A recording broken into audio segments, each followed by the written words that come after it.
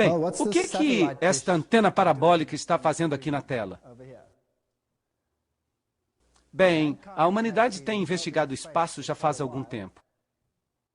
Em 1983, a verdadeira esperança não é apenas interceptar uma previsão meteorológica alienígena, mas ouvir uma mensagem dirigida à Terra ou para o universo de modo geral. E em 1983, a US News and World Report escreveu: se alguém estiver tentando entrar em contato conosco, nós estamos prontos para ouvir. Alô? Alguém está aí? Muito interessante. O primeiro cosmonauta que saiu ao espaço disse que não havia Deus lá. Nós não o vimos nenhuma vez. Bem, você pode esperar isso. Por que nós estamos tão isolados? A Bíblia nos diz que nós estamos isolados por causa do pecado. E eles ouviram uma voz do Senhor Deus caminhando no jardim na viração do dia. E Adão e sua esposa se esconderam da presença do Senhor Deus entre as árvores do jardim. Gênesis 3:8. Então eles se esconderam e nós nos escondemos. Mas as suas iniquidades fizeram separação entre vós e o vosso Deus, e os vossos pecados vos ocultaram de sua face.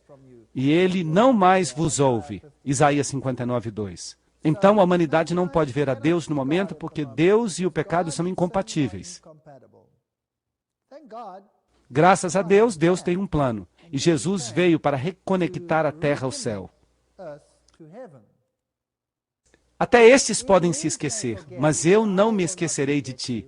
Eis que eu te escrevi nas palmas da minha mão. Isaías 49:15-16. Se a humanidade também quisesse, eles não teriam que sair flutuando no espaço, dizendo: ei, tem alguém aí? Eles simplesmente podem ler a Bíblia e observar a história, e eles saberão que há alguém lá fora que ainda se importa. E ele veio a esta terra e ele viveu entre nós, e ele sofreu por nós, e ele morreu por nós. Amós 3:7 diz: certamente o Senhor Deus não fará nada sem antes revelar o seu segredo aos seus servos os profetas. Deus sempre falou a esta terra através dos seus profetas, e às vezes não havia ninguém mais a não ser os seus profetas. E às vezes o mundo era tão iníquo que nem mesmo os profetas falavam. Mas o mundo não gosta dos profetas. Eles sempre preferiram dizer: ei, tem alguém aí?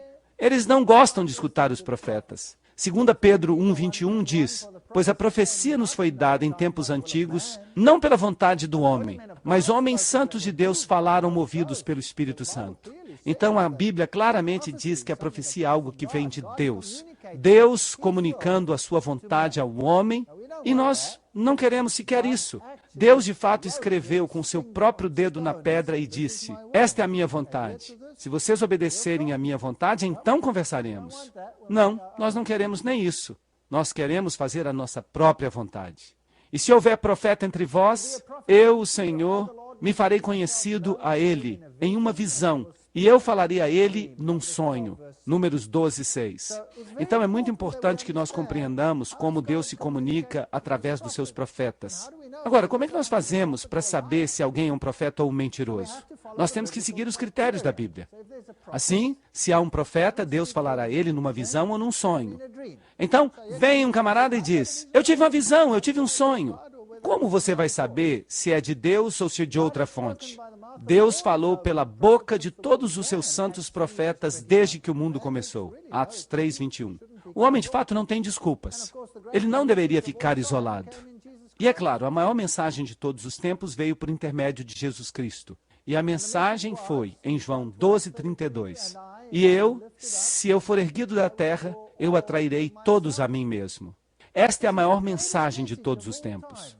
Não desprezeis as profecias, provai todas as coisas, retende o que é bom. 1 Tessalonicenses 5:20-21. Hoje as pessoas desprezam a profecia porque há tanta profecia falsa. Mas como você pode saber qual é verdadeira e qual é falsa? A Bíblia diz: não desprezem, provem, verifiquem. Se é de Deus, retenham. Se não é, livrem-se dela. Mas como saber se é de Deus ou não? Obviamente, Deus não vai nos deixar na dúvida. Ah, eu acho que é de Deus, ou alguma coisa parecida. Não, não. Você tem que saber se é mesmo de Deus. 2 Crônicas 20:20 diz: crede no Senhor vosso Deus, e sereis estabelecidos. Crede nos seus profetas e prosperareis. É importante que nós ouçamos os profetas porque eles nos advertem a respeito dos problemas que estão na frente no nosso caminho. Mas eles não devem falar em desarmonia com a palavra de Deus. Eles têm que se referir àquilo que está na corrente do tempo. Mateus 24 diz: porque se levantarão falsos cristos e falsos profetas, e haverá grandes sinais e maravilhas. Se possível, até os eleitos seriam enganados. Trata-se de um grande problema. Então, como saber que profecia é de Deus e que profecia não é? Bem, eu não devo então desprezar a profecia. Eu devo prová-la, eu devo reter o que é bom, mas eu tenho que ter cuidado com os falsos profetas. É isso que a Bíblia diz. Amados, não deis créditos a todo espírito, mas provai os espíritos se são de Deus, porque muitos falsos profetas saíram no mundo. Trata-se de uma tarefa difícil. O Senhor não nos está pedindo uma coisa pequena aqui. Esta é uma tarefa difícil. Inúmeros profetas estão por aí. Que profeta é de Deus e que profeta não é? É preciso prová-los, verificar, saber se são de Deus ou não. E tu, filho, serás chamado profeta do Altíssimo, pois tu sairás diante da face do Senhor para preparar-lhe caminho. Então um profeta fala a respeito da vinda do Senhor. Ele se prepara para a volta do Senhor, a fim de dar conhecimento de salvação. Então um verdadeiro profeta vai ensiná-lo a como se salvar. Salvação para o seu povo pela remissão dos seus pecados. Então um verdadeiro profeta não dirá que não há nada pior do que falar a respeito da condição perdida e pecaminosa do homem. Os verdadeiros profetas jamais diriam isso. Os verdadeiros profetas dirão: nós somos todos pecadores e necessitamos da redenção em Jesus Cristo. Através da eterna misericórdia de nosso Deus, por meio da qual uma fonte diária das alturas nos visitou, a fim de dar luz àqueles que sentam nas trevas e na escuridão da morte, a fim de guiar o nosso pé no caminho da paz. É isso que um profeta deveria fazer. Mas um pregador pode fazer isso também. Ele não tem que ser um profeta para fazer isso. Todo mundo pode fazer isso, desde que ele fique firme na palavra de Deus. Mas um profeta, ainda mais, um profeta deve estar alinhado com os ensinamentos bíblicos. Então, como é que nós testamos os profetas? Como é que nós sabemos se alguém é um profeta de Deus ou se ele não é um profeta de Deus? Bem, vamos olhar os critérios que a Bíblia nos dá. A mensagem de um verdadeiro profeta deve estar em harmonia com a palavra de Deus e com a lei de Deus. A lei é o testemunho. Se assim não falarem, é porque não há luz neles. Isaías 8:20. A lei constitui os primeiros 5 livros da Bíblia, a Torá, que também contém os 10 mandamentos, e o testemunho é tudo que os profetas disseram, que está em harmonia com a Torá. A lei não mais existe, e os seus profetas não mais encontram visões do Senhor. Lamentações 2:9. Deus não é inconsistente. Você não pode estar em desarmonia com a palavra de Deus e esperar que Deus fale a você. É necessário, então, que eles guardem a lei de Deus. Eles têm que estar em harmonia com a lei de Deus e eles têm que falar de acordo com a Bíblia e ser obedientes aos seus preceitos. Isto é um verdadeiro profeta. E é isso o que elimina vários deles. Aí se foi Nostradamus. Puf! Desapareceu. Todas as visões que ele obteve eram motivadas por alucinações de drogas. Será que isso está em harmonia com a Bíblia? Não pense assim. Número 2. As previsões de um verdadeiro profeta devem acontecer. Deuteronômio 18:22. Quando um profeta falar em nome do Senhor, se a profecia não se concretizar, não se realizar, trata-se de algo que o Senhor não falou, mas o profeta falou em presunção. Não terás medo dele. Então, um profeta que lhe fala qual vai ser o cavalo que vai ganhar a próxima corrida no hipódromo, e ele realmente acertar, será que ele é de Deus? Sim ou não? Não. Obviamente, este deve ser qualificado com o quê? Com todos os outros. Então, tudo deve ser aplicado ao profeta, não apenas um critério, porque um falso profeta pode também conseguir fazer previsões certas. E o pior disso, um verdadeiro profeta pode, de fato, dizer algo que não ocorre, e ainda assim será um profeta verdadeiro. Será que nós temos exemplos na Bíblia? Jonas. O que Jonas disse? Nínive vai ser destruída. 40 dias e ela será destruída. Será que Nínive foi destruída? Não. E Jonas sabia isso. E ele ficou tão chateado, porque ele sabia que isto poderia não acontecer. Por que não? Porque a profecia é condicional. Vejam vocês, o profeta lhes disse: vocês são pecadores e Deus vai destruir este lugar. E o que os ninivitas fizeram? Eles se arrependeram, em pano de saco e cinza. E Jona foi e ficou reclamando, porque ele sabia que agora as pessoas iam pensar que era um profeta falso. Percebem? Então, tenha cuidado quando você disser que as predições de um profeta verdadeiro precisam ocorrer. Sim, um profeta deve ser digno de crédito. O que ele diz deve acontecer. Mas nós não podemos nos esquecer o aspecto condicional. E nós não devemos esquecer todos os outros aspectos associados com este. Então, ele deve falar de acordo com a lei, ele também deve ser verdadeiro. Em terceiro lugar, um profeta verdadeiro edifica o povo de Deus. Mas aquele que profetiza fala a homens para edificação, exortação e consolação. Aquele que profetiza edifica a igreja. 1 Coríntios 4, 3 a 4. Vejam vocês que Deus escolhe os profetas da sua igreja. Quando Saul foi chamado e se tornou Paulo logo depois, ele foi enviado à igreja. Ele foi enviado à igreja para descobrir o que ele devia fazer. Deus não enviou Paulo à igreja para lhes dizer o que eles deveriam fazer. Não. Foi o contrário. Então, os profetas pertencem à igreja de Deus. Um verdadeiro profeta exalta a Cristo como Filho de Deus. Aquele que confessa que Jesus é o Filho de Deus, Deus habita nele e ele em Deus. 1 João 4,15. E começando por Moisés e todos os profetas, ele lhes explicou nas Escrituras as coisas concernentes a si mesmo. Lucas 24, 27. Até mesmo Jesus estava em harmonia com isso. Portanto, Jesus deve ser exaltado. Outro ponto, o ponto 5, é que um verdadeiro profeta fala com autoridade, pois ele lhes ensinava como alguém que tinha autoridade e não como os escribas. Mateus 7, 29. Sim, Elias, João Batista, eles tinham autoridade. Eles repreendiam até os reis. Número 6. Um verdadeiro profeta dá bom fruto. Portanto, pelos seus frutos os conhecereis. Mateus 7, 20. Este é um ponto interessante. E então há algo mais que é interessante. Um verdadeiro profeta exibe sinais físicos e definitivos quando está em visão. Vamos ler isso. Os olhos do profeta ficam abertos durante a visão. Ele disse que ouviu as palavras de Deus, que viu a visão do Todo-Poderoso e que entrou em transe. A Bíblia King James coloca em escrita cursiva, o que significa que foi incluído, que não está no texto hebraico original, mas está escrito: tinha os seus olhos abertos. Números 24, 4. E se você pega a nova Bíblia King James, ela tem uma tradução boa do texto original. As palavras daquele que ouve a palavra de Deus, que vê a visão do Todo-Poderoso, que se prostra com os olhos bem abertos. Aqui estão os atributos físicos. O profeta se prostra e tem os seus olhos bem abertos.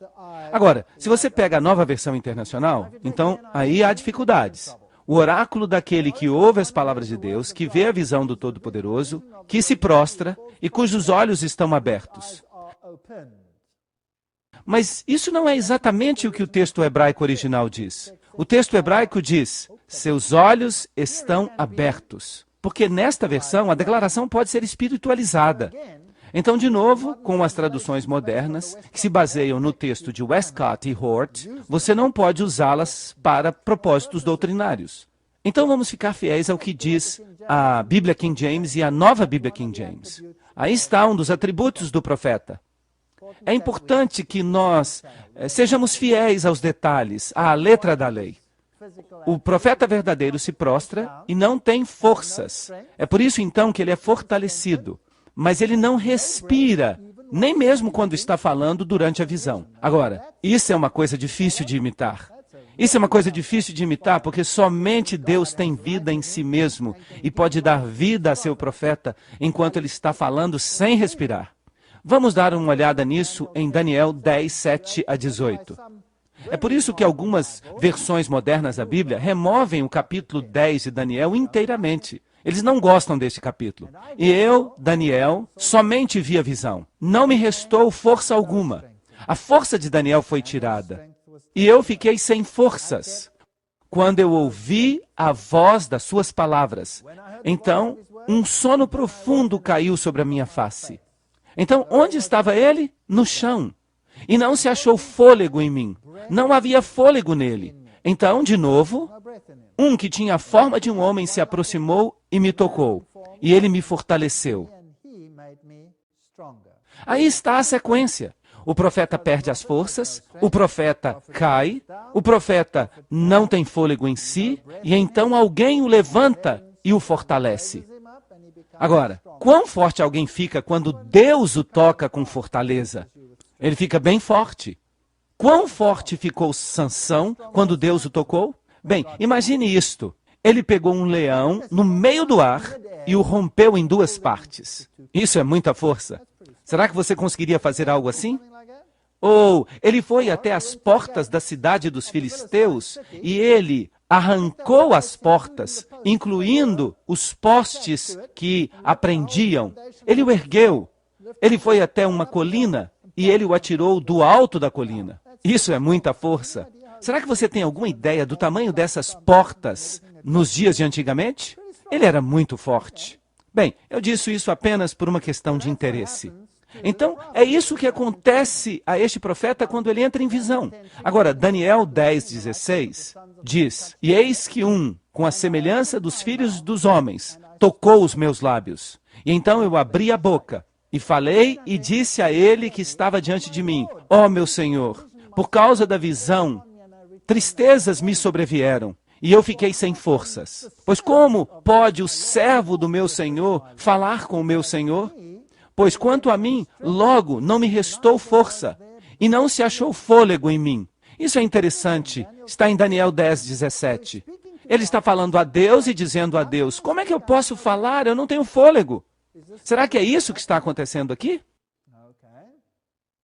Agora, a nova Bíblia King James diz em Daniel 10:17: Quanto a mim, não me restam forças, e não há nenhum fôlego em mim. Quando você vai para a nova versão internacional, você tem dificuldades. Se você vai para a versão inglesa revista, você também fica em dificuldades. A minha força se foi e eu mal posso respirar. Mas não é isso que o original diz. Isso é uma mentira. É uma grande mentira. E eu fico imaginando por que eles colocaram essa grande mentira aí. Será que eles estão tentando esconder alguma coisa? Porque os profetas dessa gente caem com os olhos fechados, mas eles respiram enquanto eles estão em visão. Será que isso é possível? Então qual é o resumo? O resumo é: o profeta cai fraco no chão, e isso é bíblico. Em segundo lugar, alguém o levanta e o fortalece por Deus, e isso é bíblico. E em terceiro lugar, os seus olhos ficam bem abertos durante a visão, e isso é bíblico. Em quarto lugar, ele não respira durante a visão, mas ele pode falar, e isso é bíblico. É isso que a Bíblia diz. Agora, parece bem improvável, mas é isso que a Bíblia diz. Além de todos os outros pontos que nós mencionamos, tudo precisa estar em harmonia. Mas este aqui, como você pode imaginar, é o mais difícil de imitar. Vocês concordam? É algo muito difícil de fingir. Portanto, ele diz: quando ele subiu ao alto, ele levou cativo o cativeiro e deu dons aos homens. Efésios 4:8. Então Deus deu todos os dons dos quais a igreja necessita. Alguns apóstolos, alguns profetas, alguns evangelistas, alguns pastores, alguns professores. Efésios 4:11. Todo mundo tem um dom para o aperfeiçoamento dos santos. É para isso que os dons servem, para a obra do ministério, para levar a mensagem ao mundo lá fora, para a edificação do corpo de Cristo. Efésios 4:12. Assim, estes dons espirituais, são para a edificação da igreja e para a capacitação daqueles que devem levar a mensagem ao mundo moribundo. É para isso que eles servem. Então, Deus não dá estes dons para aqueles que estão fora da igreja virem e edificarem a igreja. Não. A sua igreja recebe os dons para sair e edificar os que estão de fora. Nunca é o contrário disso. Até que cheguemos à unidade da fé e ao conhecimento do Filho de Deus, ao homem perfeito, à medida da estatura da plenitude de Cristo. Efésios 4:13. Este é o resumo. E através deste dom, Deus nos traz em unidade acerca do que é a verdade e do que não é a verdade. Mas e se nós escolhermos rejeitar os profetas de Deus? O que acontece então? Bem, as pessoas de antigamente fizeram isso. O que eles fizeram com Isaías? Eles gostaram de sua mensagem? Não. Então eles o pegaram e o serraram ao meio. Isso não é uma coisa legal de se fazer a um profeta, é? Será que eles gostaram da mensagem de Jeremias? Não. Então eles o jogaram numa cisterna. Eles o espancaram. Eles colocaram todo tipo de jugo sobre ele. Eles realmente o maltrataram muito. Bem, eles não gostavam das mensagens dos profetas no passado. E vocês acham que eles vão gostar das mensagens dos profetas depois disso? Vocês acham que as coisas vão melhorar? Ou será que as coisas vão piorar? Quem sabe? E Deus estabeleceu alguns na igreja, primeiramente apóstolos, em segundo lugar profetas, em terceiro lugar professores, depois milagres, então dons de cura, ajudas, governos, diversidades de línguas. Todos os tipos de dons. 1 Coríntios 12, 28. Então, doravante, não sejais mais como as crianças, que são levadas de um lado para o outro e carregadas por todo o vento de doutrina, pela vontade dos homens, por suas invenções astutas, pelas quais eles mentam, desejosos de enganar. Efésios 4:14. E então a igreja primitiva tinha profetas maravilhosos. A maioria dos apóstolos era profeta, e havia muitos outros profetas, como veremos. Mas, vagarosamente, a igreja mudou as suas regras. E por volta do fim do século II, surgiu uma nova forma. Então os discípulos se aposentaram. E se levantou o homem do pecado. E neste chifre havia olhos como olhos de homem, falando blasfêmias, grandes coisas. O paganismo voltou para a igreja. Ele ferirá os santos do Altíssimo e cuidará em mudar os tempos e as leis. Daniel 7:25. Agora, se a lei de Deus não existe mais, o que a Bíblia diz? Os profetas não mais terão visões do Senhor. Lembram-se disso? Está em Provérbios 29:18. Onde não há visão, o povo perece. E aquele que guarda a lei é feliz. A lei não existe mais e os seus profetas não mais terão visão que vem do Senhor. Lamentações 2:9. Então parece que as profecias estão se acabando neste planeta. Parece que elas não existem mais. E então Deus chamou os reformadores. Mas eles não redescobriram a lei. Eles não entraram em harmonia com tudo o que a Bíblia diz. Mas Deus os orientou pelo Espírito. Você pode ser orientado pelo Espírito, mas isso não faz de você um profeta. Aqueles eram grandes pregadores. Mas no final dos tempos, acontecerá que depois de algum tempo, eu derramarei o meu Espírito sobre toda a carne, e os vossos filhos e as vossas filhas profetizarão, e os vossos jovens terão visões. E o dragão irou-se com a mulher e foi pelejar com o restante da sua semente, que guarda os mandamentos de Deus e tem o testemunho de Jesus Cristo. No final dos tempos, as pessoas receberão poder do Espírito. Alguns terão sonhos, mas os sonhos em si não fazem de você necessariamente um profeta. Alguns terão visões, e isso é interessante. E alguns serão chamados para o ministério profético. Então, o que é esse testemunho de Jesus? Lembram do que lemos? E eu caí aos seus pés para adorá-lo. E ele me disse, então, não faças isto, pois sou teu conservo, e dos teus irmãos que têm o testemunho de Jesus. Adora a Deus, pois o testemunho de Jesus é o espírito de profecia. Apocalipse 19:10. Então a igreja do tempo do fim deve ter o dom profético de novo. Ela não fica atrás em nenhum dom, enquanto ela espera pela vinda do Senhor. Assim, a Bíblia prediz que o dom de profecia será restaurado à igreja de Deus nos últimos dias. Será que isso aconteceu ou não?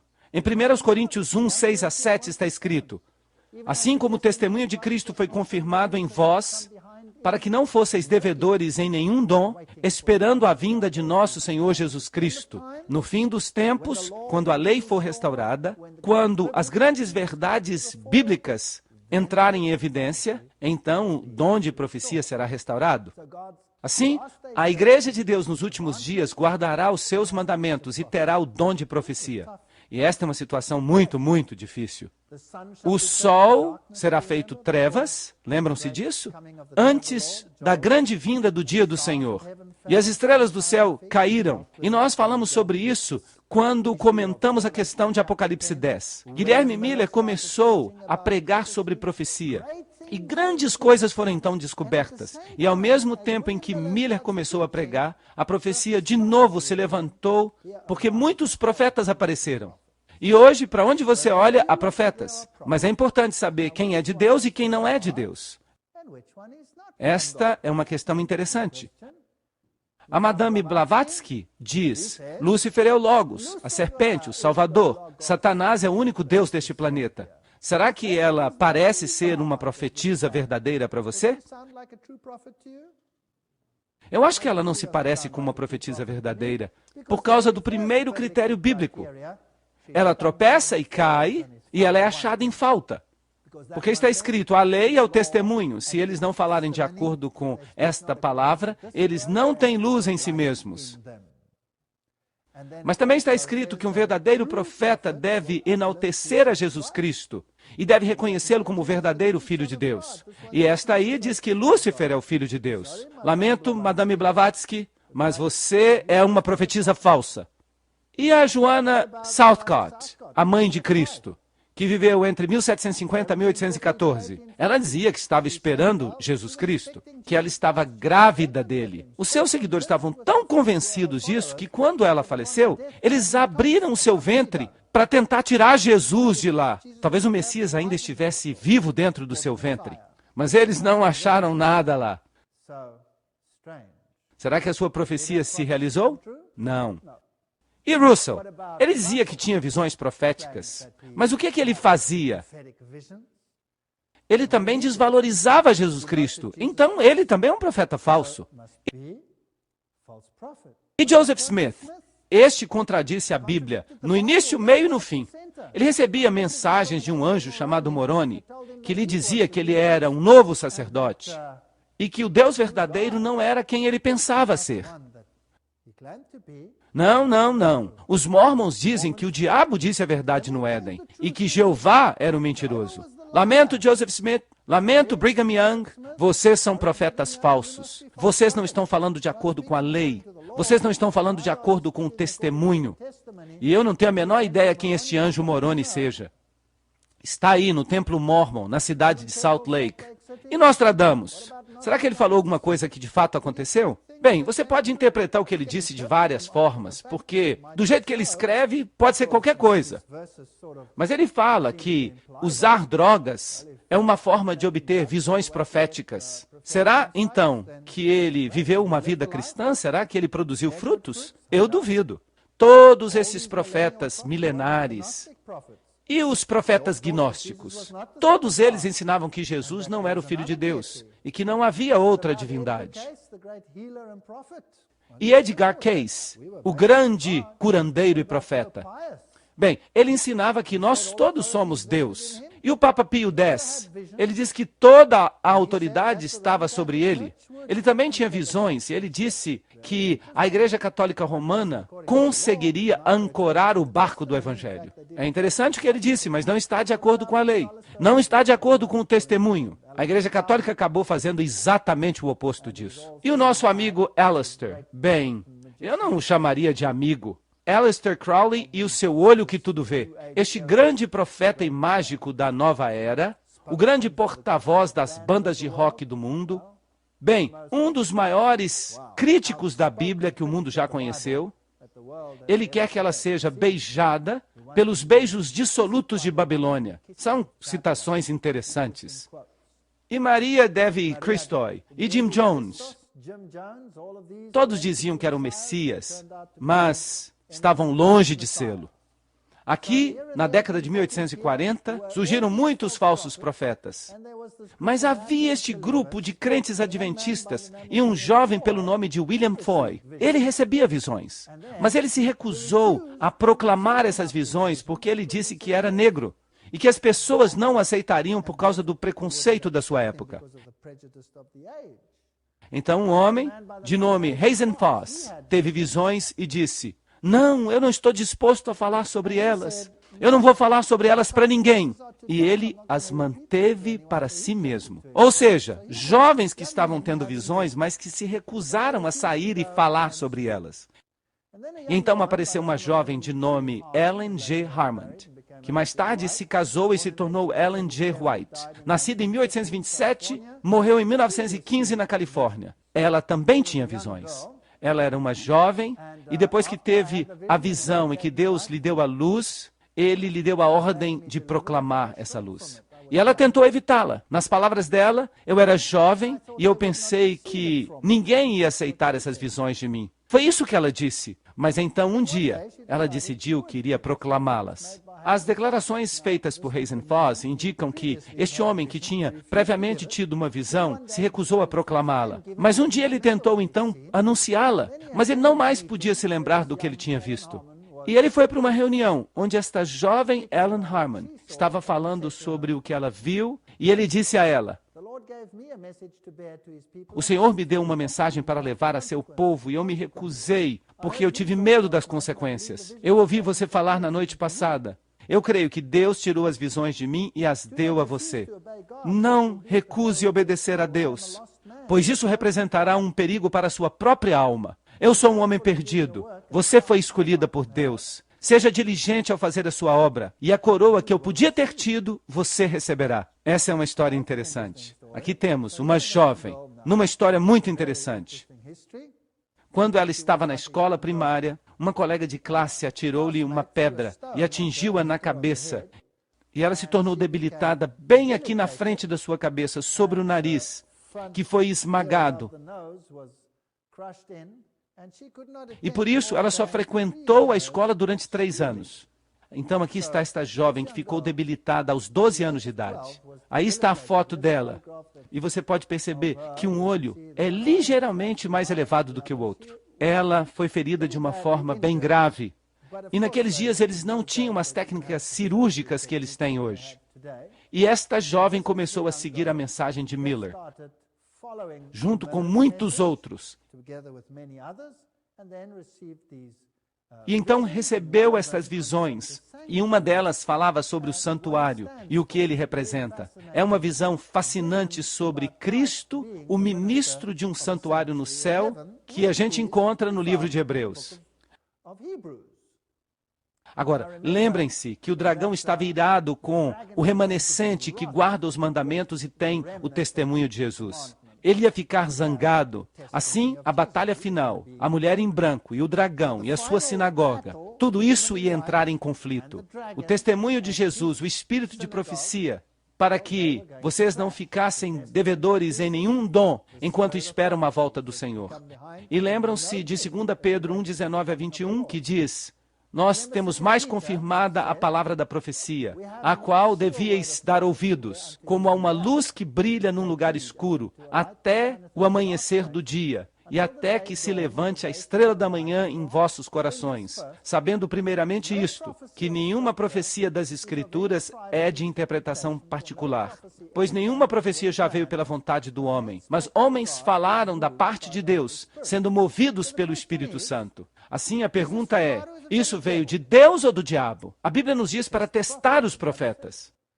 Um argumento seria que nem todos os profetas contribuíram para as Escrituras. Será que esta pessoa contribuiu alguma coisa para as Escrituras? A resposta é não. Deus usou tanto homens quanto mulheres como profetas, porque esta profetisa era do sexo feminino. Eis exemplos de pessoas que não escreveram nada nas Escrituras. Natã e Gade. Exemplos de mulheres que foram profetisas. Miriam, Êxodo 15:20. Ulda, a profetisa em 2 Reis 22:14. E Débora, Juízes 4:4. Exemplos de profetas e profetisas do Novo Testamento que não foram incluídos no cânon. Simeão, Ana, Ágabo, Barnabé, as 4 filhas de Filipe, todos foram profetas na Bíblia que não escreveram nada na Bíblia. Então a questão vital é se ela cumpriu os critérios bíblicos. Esta é uma questão interessante que a gente precisa saber. Em manuscritos 88a-1900, ela diz, o Senhor disse, escreve as coisas que eu te darei. E eu comecei, quando eu era muito jovem, a fazer essa obra. A minha mão era fraca e trêmula por causa das enfermidades, mas elas se tornavam firmes tão logo eu pegava a caneta na minha mão. E desde esses primeiros escritos, eu sempre fui capaz de escrever. Ela tinha apenas 17 anos, 3 anos de escolaridade e começou a escrever. E alguém pode argumentar, será que Deus pode usar alguém que é tão fraco fisicamente e que só tem 3 anos de escolaridade? Claro que sim. De fato, Deus pode usar até um jumento. Ele não usou um jumento? Sim, ele usou um jumento. E o que vai acontecer se você se recusar a ouvir o jumento? Bem, você pode até morrer. Percebem? Se Deus pode usar um jumento, Ele certamente poderia usar alguém com 3 anos de escolaridade. Essa pessoa é melhor do que um jumento, porque os jumentos não vão para a escola, ou vão. De qualquer forma, ela diz, tão logo eu pegava a caneta na minha mão, eu conseguia escrever, desde os meus primeiros escritos. Então vamos prestar atenção nos critérios. Ela exaltava a palavra de Deus e a lei de Deus. O que ela escreveu? Em Mensagens Escolhidas, volume 2, as Santas Escrituras devem ser aceitas como autoritativas, a revelação infalível de sua vontade. Elas são o padrão de caráter, o revelador das doutrinas e o teste da experiência. Apegai-vos à vossa Bíblia enquanto a ledes, e parai vossas críticas com respeito à sua validade. Obedecei a palavra, e nenhum de vós se perderá. E o que vocês acham que deveria ser o nosso credo? No volume 1, página 416, ela diz, a Bíblia, e somente a Bíblia, deve ser o nosso credo. O único laço de união. A palavra de Deus é infalível. Erguei o estandarte sobre o qual está escrita a Bíblia, a nossa regra de fé e disciplina.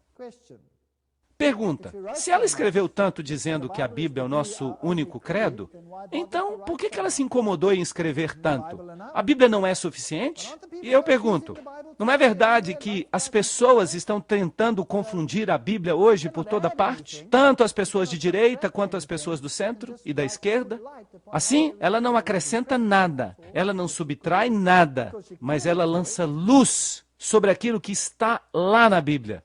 Isso é tudo que ela pode fazer, porque ela claramente diz, a Bíblia e a Bíblia somente deve ser o nosso credo.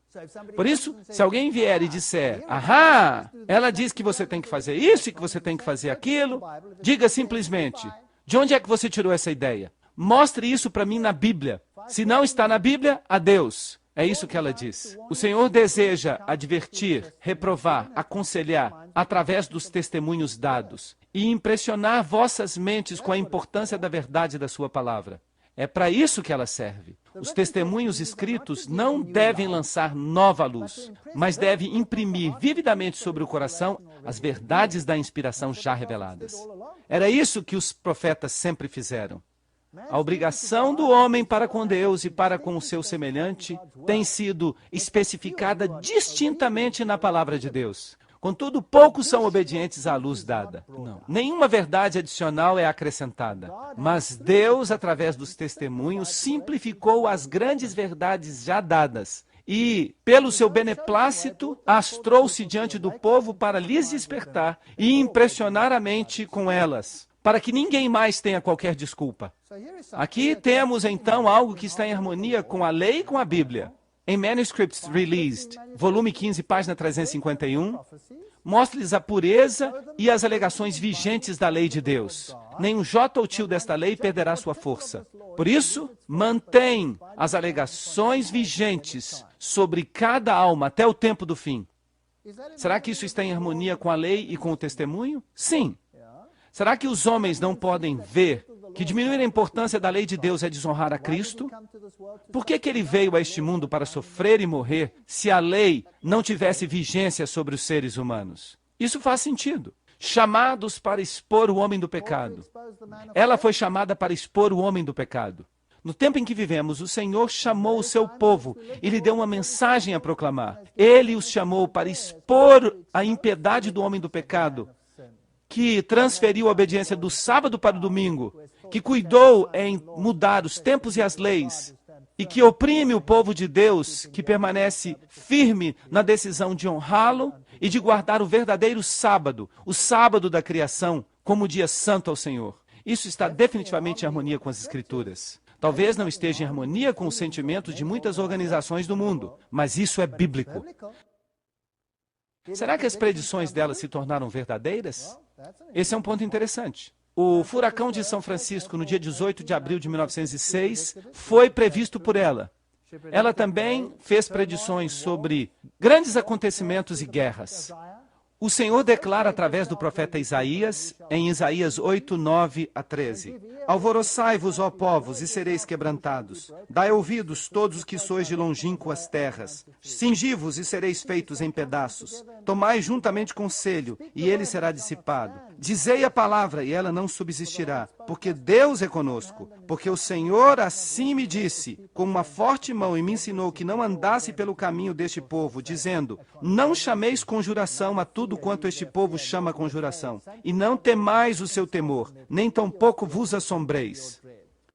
Esta é uma citação interessante da Bíblia. O que será que ela significa? Bem, há 1000 interpretações. Aqui está uma interpretação interessante. Ela escreve, há alguns que questionam se é certo ou errado que os cristãos pertençam à maçonaria e outras sociedades secretas. Que todos considerem a passagem que eu acabei de citar. Se nós somos de fato cristãos, nós precisamos ser cristãos em toda parte. E devemos considerar e dar ouvidos ao conselho dado a fim de nos tornar cristãos de acordo com o padrão da palavra de Deus. Essa é uma declaração interessante.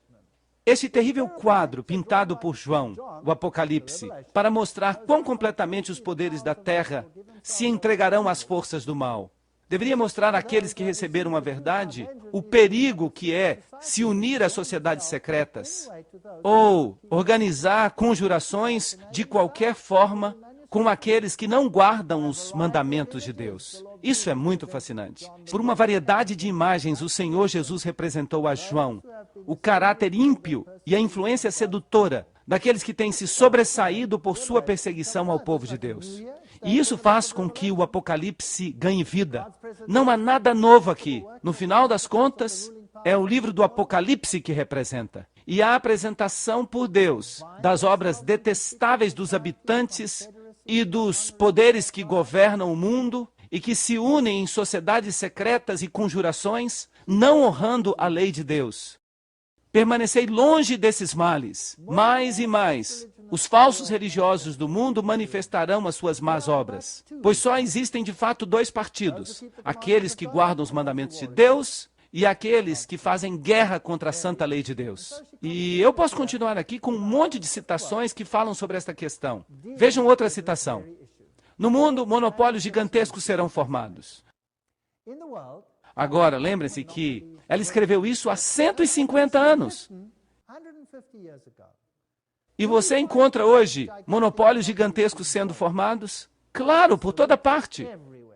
Os homens se associarão em sindicatos que os envolverão com a capa do inimigo. Alguns homens hão de se associar para obter os meios que lhes possibilitarão certas linhas de negócio. Será que isso está acontecendo hoje? Será que temos grandes lojas, grandes bancos, mega isto, mega aquilo? Sim ou não? Claro que sim. Os sindicatos serão formados. Prestem atenção nisto. E aqueles que se recusarem a se associar aos sindicatos serão homens marcados. Será que isso está acontecendo hoje? Sim ou não? Claro que sim. Eu já assisti a reuniões de sindicatos enlouquecidos. É assustador. Eu quero que vocês entendam isso. Esses sindicatos são assustadores. Os sindicatos serão a agência que operará sobre esta terra um tempo de angústia como o mundo nunca viu. Vocês conseguem imaginar o tipo de tumulto que acontece num país quando os sindicatos estão enfurecidos? É algo inacreditável. Eu posso lhes contar histórias sobre isso. É algo inacreditável. Ela estava 150 anos à frente do seu tempo. O que o mundo nos ensina? O mundo só fala de direitos, direito disso e direito daquilo, direitos humanos. Na revelação dos seus justos juízes, Deus há de despedaçar todas essas associações. E quando o tribunal for instalado e os livros se abrirem, ficará revelado o caráter pouco cristão dessas sociedades. Essas sociedades constituem deuses tão inúteis quanto os deuses do hinduísmo. A mensagem que nós precisamos anunciar é tão direta quanto a mensagem de João. Ele repreendeu os reis por causa de sua iniquidade. E nós não nos aprofundamos o suficientemente em nossa busca da verdade. Toda alma que crê na verdade presente terá a oportunidade e o dever de anunciar as razões da esperança que ela tem. O povo de Deus será chamado para tomar a palavra diante de reis, príncipes, governantes e grandes homens da terra. E esses dignitários devem chegar à conclusão que nós sabemos o que é a verdade. O povo de Deus deve ser formado por homens e mulheres convertidos. Deus pode ensinar mais a você em 1 minuto, pelo seu Santo Espírito, do que você poderia aprender dos grandes homens da terra. O universo está observando a controvérsia que acontece sobre a terra. E o âmago desta controvérsia é Cristo. O âmago é a Bíblia. E isso está acontecendo por toda parte do mundo. Aqueles que se levantam pela bandeira ensanguentada do príncipe Emanuel não podem se unir aos maçons ou a qualquer outra sociedade secreta. Ou você está com Cristo, ou está contra Ele. Há um custo infinito. Deus deu a cada homem a oportunidade de saber o que há de fazê-lo sábio para a salvação. E quão expectantes estão os anjos para descobrir quem se beneficiará dessa oportunidade. Quando a mensagem é apresentada ao povo de Deus, não devem se levantar em oposição a ela. Devem ir à Bíblia, compará-la com a lei e o testemunho. E se essa mensagem não passar no teste, ela não é verdadeira. Deus quer que a nossa mente expanda. Ele deseja colocar a sua graça sobre nós. Deus preparou uma festa de boas coisas a cada dia, pois Deus pode abrir todos os tesouros do céu para nós. Será que isso parece bíblico? Eu acho que sim. Os julgamentos da terra estão claros. Dilúvios, tempestades, a ira de Deus há de ser derramada. São declarações interessantes. E as nações ficarão do lado desses grandes líderes rebeldes. E então ela fala dos grandes eventos da nossa época, das Torres Gêmeas. Em 1904, no manuscrito, ela escreve: a última vez que eu fui a Nova York, durante a noite, eu fui acordada para contemplar edifícios que se levantavam andar após andar em direção ao céu. E isso aconteceu antes que Nova York tivesse arranha-céus. Esses edifícios foram projetados para serem à prova de fogo e foram erigidos para glorificar os seus proprietários. E esses edifícios se tornaram cada vez mais altos. E neles foram usados os materiais mais caros. Mas a cena que me foi mostrada logo a seguir foi um alarme de incêndio. Os homens olhavam para esses edifícios elevados, supostamente à prova de fogo, e diziam: estão perfeitamente seguros. Mas esses edifícios foram consumidos como se feitos de betume. E os carros de bombeiros nada podiam fazer para evitar a destruição. E ela disse: eu acordei, e da janela eu vi uma terrível conflagração. Grandes bolas de fogo estavam caindo sobre as casas. E dessas bolas, setas de fogo estavam voando por toda parte. Se você assistiu à televisão, você viu o cumprimento desta visão em detalhe. Era impossível apagar os incêndios. Muitos lugares estavam sendo destruídos. O terror das pessoas era indescritível. E ela continua: enquanto parecia aos filhos dos homens um grande médico que pode curar todas as doenças, ele trará desastre e doença. E então ela explica, e ela usa o texto: a terra se lamentava e definhava. As pessoas arrogantes se enfraqueciam. A terra também é contaminada sob os seus habitantes, porque eles transgrediram as leis, eles mudaram a ordenança, eles quebraram o concerto eterno. Isaías 24, 4 a 5. Ela usava a Bíblia para tudo. A lei é o testemunho. Se não falarem de acordo com esta palavra, eles não têm luz em si mesmos.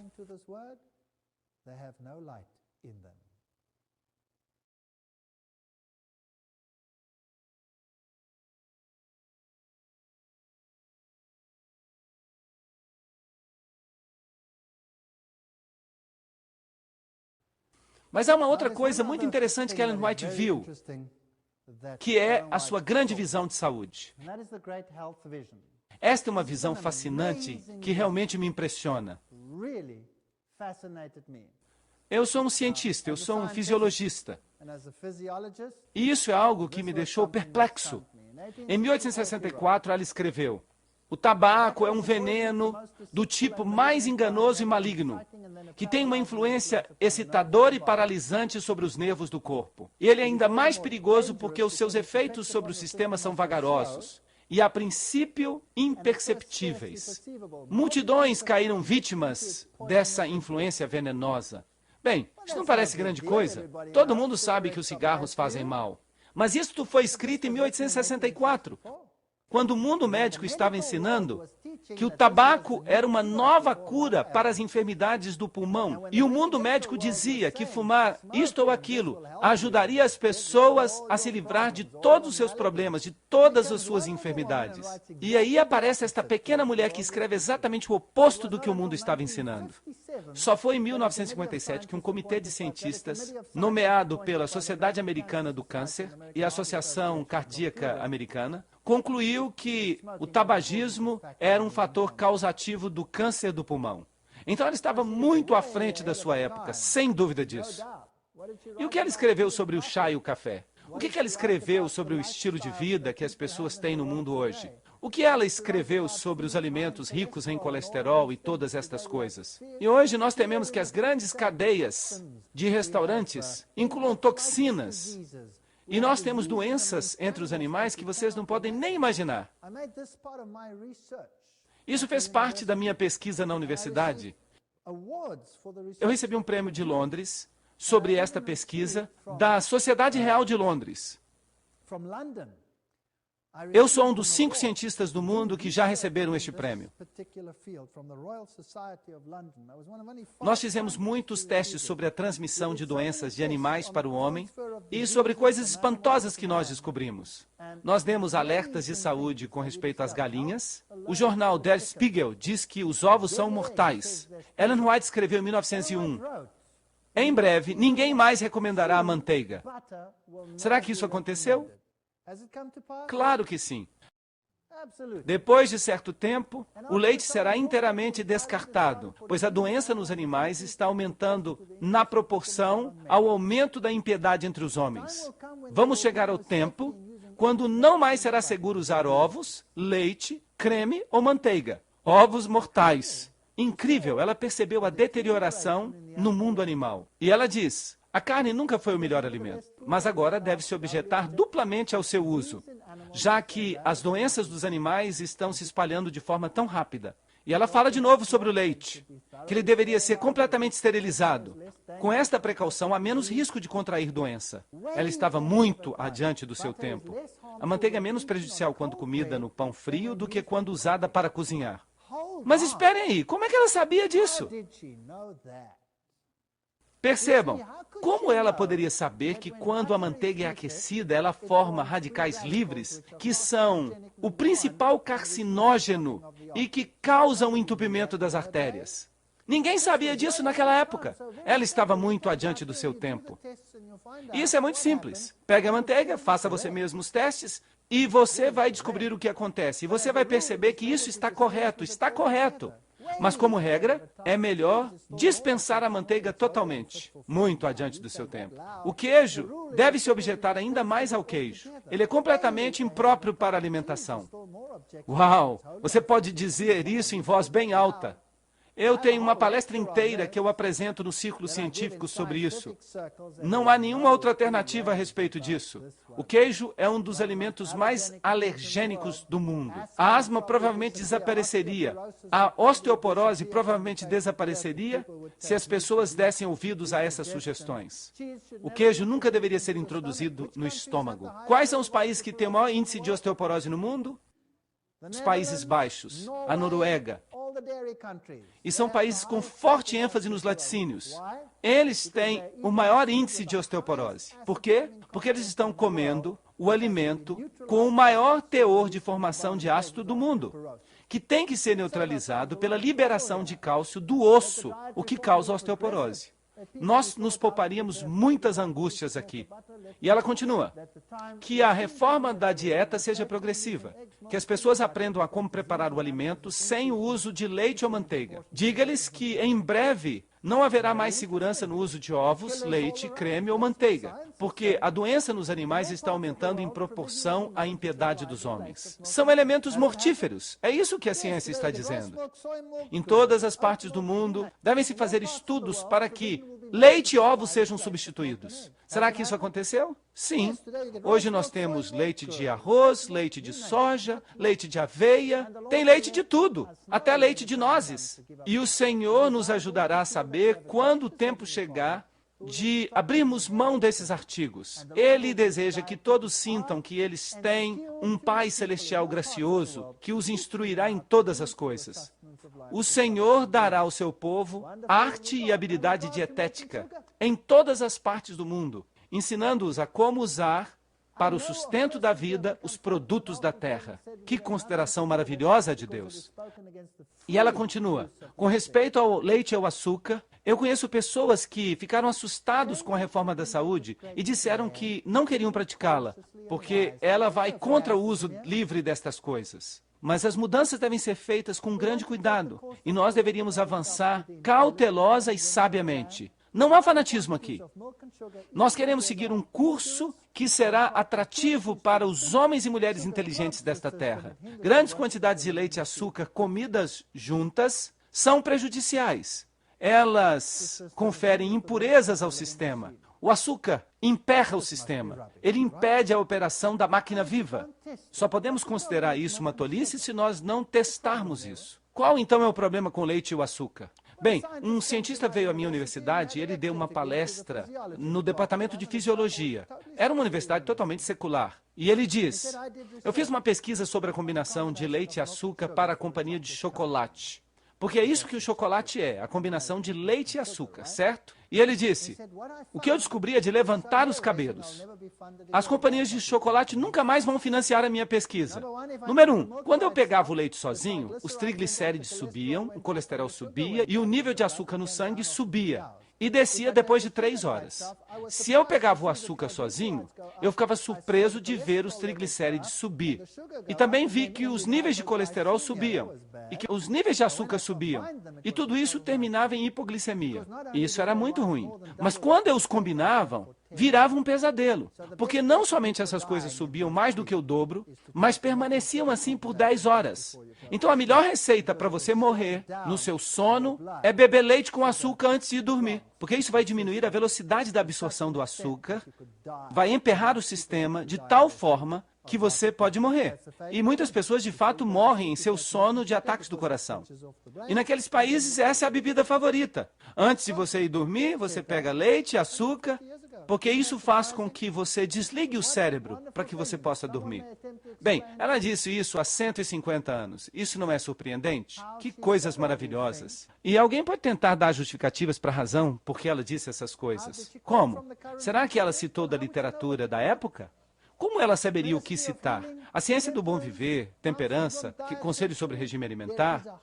Ela escreveu muita coisa sobre isso. Será que ela edificou a igreja? Será que ela fez isso? Nas palavras dela, eu não alego ser uma profetisa. Eu não me levantei diante do povo alegando ter este título, embora muitos tenham me chamado disso. Deus me instruiu a dizer, eu sou a mensageira de Deus, enviada para trazer uma mensagem de reprovação aos que estão em erro e de encorajamento aos mansos e humildes. E alguns dizem, ela mesma fala que ela não é profetisa. Nas palavras dela, dizer que sou uma profetisa é algo que eu nunca fiz. Mas se outros me chamam deste nome, eu não discuto com eles. E eles então colocaram pressões sobre ela. Você é uma profetisa ou não é uma profetisa? E ela respondeu, vocês sabem que há tantos falsos profetas por aí? Por que eu deveria dizer que eu sou uma profetisa? Ela era muito humilde sobre isso. Eu não posso chamar a mim mesma de outra coisa senão de mensageira, enviada para trazer uma mensagem do Senhor ao seu povo e para realizar uma obra em consonância com a vontade dele. Bem, durante o discurso eu disse que eu não alego ser profetisa. Alguns ficaram surpresos com esta declaração. E muita coisa está sendo dita sobre isso. Eu vou lhes explicar. Outras pessoas me chamam de profetisa. Eu nunca senti que era meu dever designar-me a mim mesma assim. Aqueles que abertamente presumem que são profetas nesses nossos dias, com frequência se tornam uma reprovação à causa de Cristo.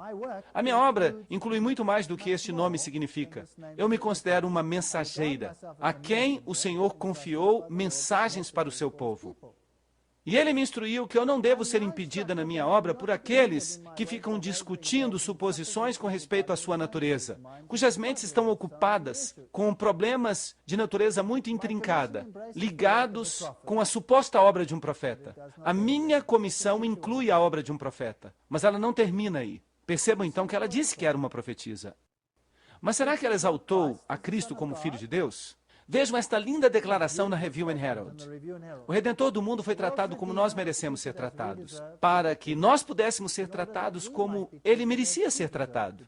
Ele veio ao mundo e tomou sobre si os nossos pecados, sobre sua natureza divina, para que nós pudéssemos receber a sua justiça imputada. Ele foi condenado pelos nossos pecados, dos quais ele não tinha participação alguma, a fim de que pudéssemos ser justificados por sua justiça, da qual nós não tínhamos nenhuma participação. Eu queria ter apenas 3 anos de educação e ser capaz de escrever assim. O Desejado de Todas as Nações, provavelmente um dos maiores livros já escritos. Não, eu vou ser sincero sobre isso. Eu creio que é o maior livro já escrito sobre a vida de Jesus Cristo. Qualquer um que lê esse livro fica maravilhado. E a extensão dos seus escritos? Somente outra mulher se compara a ela na extensão de seus escritos, e é Alice Bailey. Ela exalta Lúcifer e diz: eu não tenho nenhuma outra tarefa a não ser preparar o mundo para a vinda daquele que há de vir, que é Lúcifer. Mas, e esta mulher da qual estou falando? Ela diz: eu não tenho nenhuma outra tarefa mas preparar o caminho para a vinda de Jesus Cristo. Ela fala de acordo com a Bíblia, de acordo com a lei e com o testemunho. Parábolas de Jesus, Desejado de Todas as Nações, Caminho a Cristo, o maior discurso de Cristo. Uau! Há tantos livros que falam sobre Jesus Cristo, é inacreditável. Todos escritos com muita dificuldade, à mão, manuscrito após manuscrito. Será que ela falava com autoridade? Nas palavras dela, eu fui instruída a dizer que aqueles que tentam derrubar os alicerces que constituem os adventistas do 7º dia, nós somos o povo que guarda os mandamentos de Deus. Nos últimos 50 anos, cada fase de heresia foi trazida sobre nós, tentando anuviar as nossas mentes com respeito ao ensinamento da palavra. E o Senhor nos chama a firmemente recuperar o contato com a fé, os princípios fundamentais que são baseados na sua autoridade inquestionável.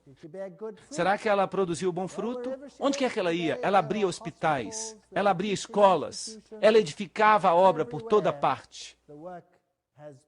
E aí está o local onde ela morava quando ela morreu, Elms Haven. Aí está uma mesa simples. Foi aí que ela escreveu a maioria das suas visões. Aí está uma das suas netas, Gladys Kbrock. Ela ainda conta detalhes sobre as coisas das quais ela se lembra na sua infância. Será que ela exibia sinais físicos? Aqui jaz o X da questão. Vejam que um profeta tem que cumprir todos os sinais. Será que ela se qualifica? Eu vou dar um resumo para vocês mais uma vez. Número 1, o profeta cai e se sente fraco. Nós vimos isso na Bíblia, nós só usamos a Bíblia, lembram-se disso? Número 2, ele é levantado e fortalecido por Deus. Número 3, os seus olhos ficam abertos durante a visão. E número 4, ele não respira durante a visão, mas pode falar, o que é difícil de fingir. Agora aqui temos algumas campais. Normalmente os profetas entram em visão em alguma recâmara reclusa, com apenas algumas pessoas ao seu redor. Todos crentes. Mas isso não aconteceu com Ellen White. Ela entrava em visões publicamente, com milhares de pessoas, inclusive céticos ao redor. Publicamente, na frente dessas pessoas, Deus lhe dava as suas visões. E mais tarde na vida, quando isso não mais era necessário, a maioria das suas visões foram dadas em sonhos. Mas quando ela iniciou, as visões eram públicas. E o que acontecia nessas visões? Bem, aqui estão as descrições. Quando ela entrava em visão, ela dava 3 cativantes gritos de glória, com um eco e 2 ecos. E então, durante 4 ou 5 segundos, ela caía ao chão como uma pessoa num desmaio. Alguém que tinha perdido todas as forças. Mas então ela parecia ser o receptáculo instantâneo de força sobrenatural.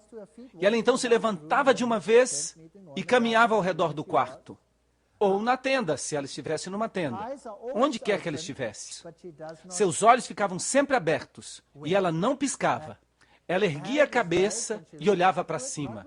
Não com um olhar vazio, mas com uma expressão de prazer. Outro relato de uma testemunha ocular é em 12 de junho de 1868. Ela caminhava de um lado para outro e falava conosco. E enquanto ela caminhava, ela caía. Ela caía gentilmente. Não havia ninguém que a amparasse. Ela caía como se as mãos de um anjo estivessem sob ela. E a irmã White ficava perfeitamente quieta e inconsciente. Seus olhos ficavam abertos, com uma expressão agradável em sua fisionomia. Nada que não fosse natural ou incomum. O irmão White, o marido dela, disse a esses homenzarrões: separem-lhe as mãos, coloquem 2 mãos em cada uma de suas mãos e tentem separá-las.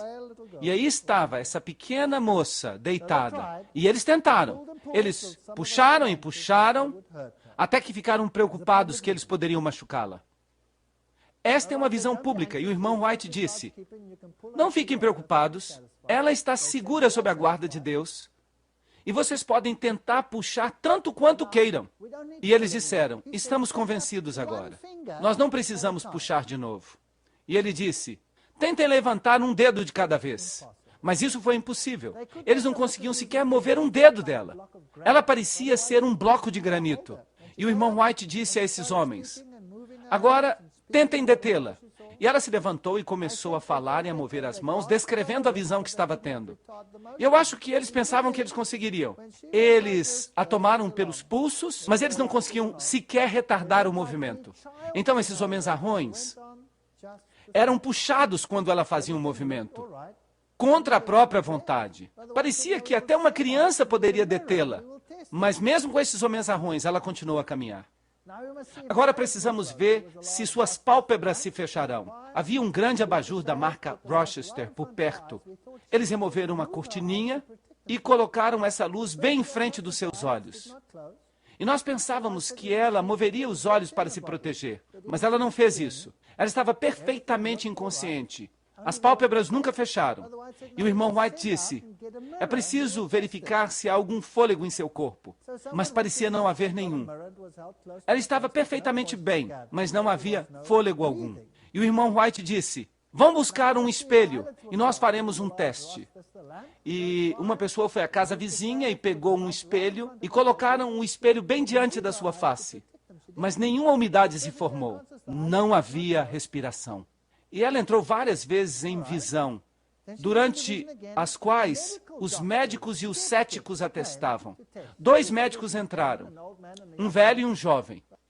E o irmão White estava desejoso que eles examinassem a irmã White de perto. E eles fizeram isso. Trouxeram um espelho, colocaram-no em frente à sua boca enquanto ela falava. Mas logo eles desistiram disso e disseram: ela não respira. Então eles examinaram os seus flancos enquanto ela falava para verificar se havia algum tipo de respiração oculta.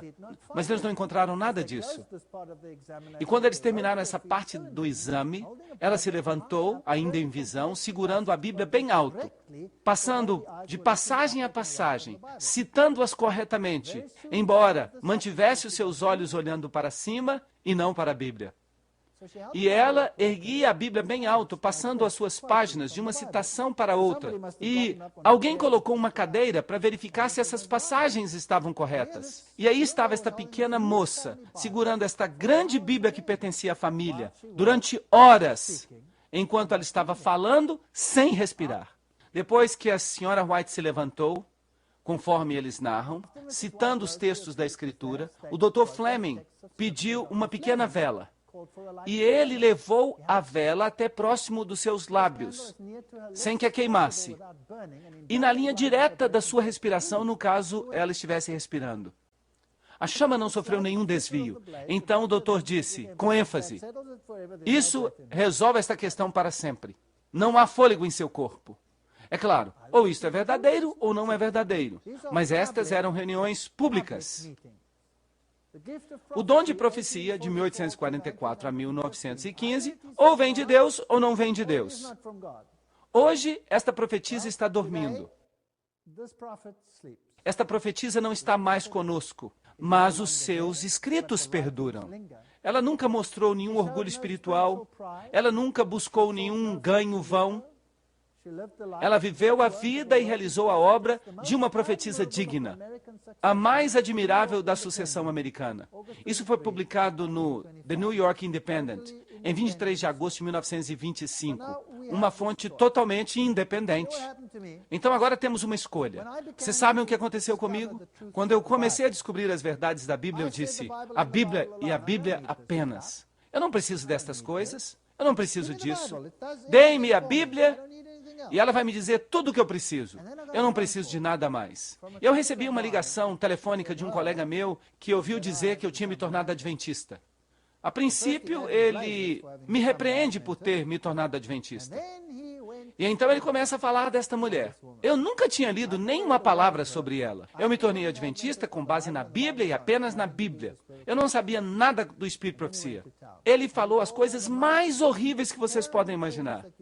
Ele parecia estar zangado. E as palavras saíam de sua boca, e eu não vou nem repeti-las. Quando ele desligou o telefone, eu pensei comigo mesmo, quem é essa mulher que alguém pode ficar tão zangado com seus escritos? Então, eu fui, comprei os livros e comecei a ler. E quanto mais eu lia, e eu não estava lendo sem a minha Bíblia bem do meu lado, a minha Bíblia começou a ganhar vida. E pela primeira vez eu compreendi a Jesus Cristo e o que ele queria dizer para mim. Eu podia ter descoberto todas essas coisas na Bíblia, mas o Espírito de Profecia me ajudou a me aprofundar nessas coisas. A Bíblia ficou viva. Ela não me levou para longe da Bíblia, ela me trouxe para perto da Bíblia. Então, esta profetisa que é menosprezada no mundo, que é detestada no mundo, e se você ouvir alguma coisa negativa, alguma coisa horrenda sobre esta profetisa, e se você ouvir alguma coisa negativa, alguma coisa horrenda sobre esta profetisa, que ela é mentirosa, plagiária, isso e aquilo, teste a profetisa. Teste a profetisa.